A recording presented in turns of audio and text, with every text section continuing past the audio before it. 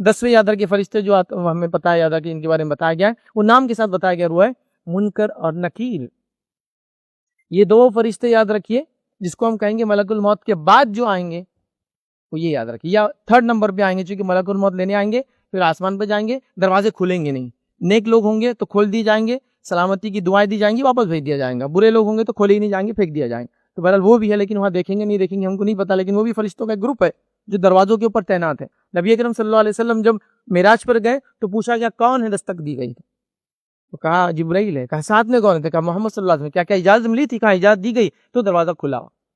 لیکن ان فرشتوں کی کوئی تفصیلات نہیں آتی، لیکن اشارہ ملتا ہے کہ جنت کے دروازوں کو وہ ہے. اور آسمان کے دروازے ہوتے یاد رکھیں، مختلف دروازے مختلف اوقات میں کھلتے ہیں. انشاءاللہ کئی موقع ملا تو وہ دروازے ان کی کیفیت اور کب کھلتے ہیں، لیکن ایک دروازہ یاد رکھیے جو ہمیشہ کھلا ہوتا ہے، جو کبھی بند نہیں ہوتا ہے ہمیشہ، جب تک قیامت کی پہلی علامت نہیں آئیں گی، وہ ہے توبہ کا دروازہ. ہمیشہ کھلا رہتا ہے، اس میں سے ہمیشہ دن ہو رات ہو صبح ہو شام ہو، کفر کی حالت میں برائی کی حالت میں اچھائی کی، دروازہ کھلا ہے، قبول ہوتی رہتی ہے. باقی دیگر چیزوں کے لیے دروازے کھلتے ہیں، چیزیں اندر آتی ہے اور باہر جاتی ہے یاد رکھ. لیکن توبہ کا دروازہ اللہ نے قیامت تک کے لیے کھلا رکھا ہے یاد رکھ.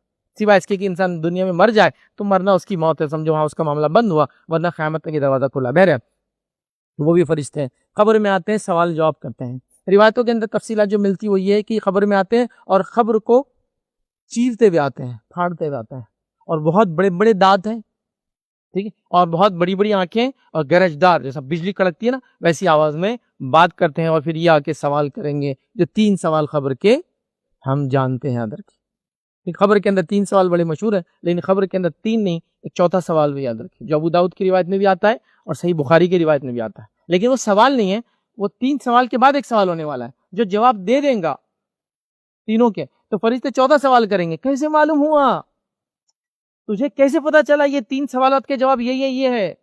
تو گویا بتا دیا گیا جواب کہاں ڈھونڈنا ہے ہم کو، زندہ لوگ. تو وہ مردہ جس نے تینوں کے جواب صحیح دیے ہوں گے تو وہ کیا کہیں گا، میں نے قرآن پڑھا تھا، میں اس پہ ایمان لایا تھا، میں نے اس کی تصدیق کیا تھا، نتیجتاً مجھے 3 سوالات کے جواب آ گئے. تو چوتھا سوال یہ سمجھ رہے.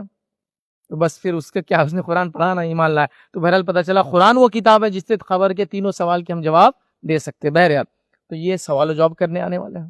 دنیا کے اندر تو بچے اسٹوڈنٹس کو میں نے دیکھا وائوا میں ٹیچر سے ڈر جاتے ہیں، پسینے چھوٹ جاتے ہیں، ڈائریا لگ جاتا ہے، ٹوائلٹ کو جانا پڑتا ہے.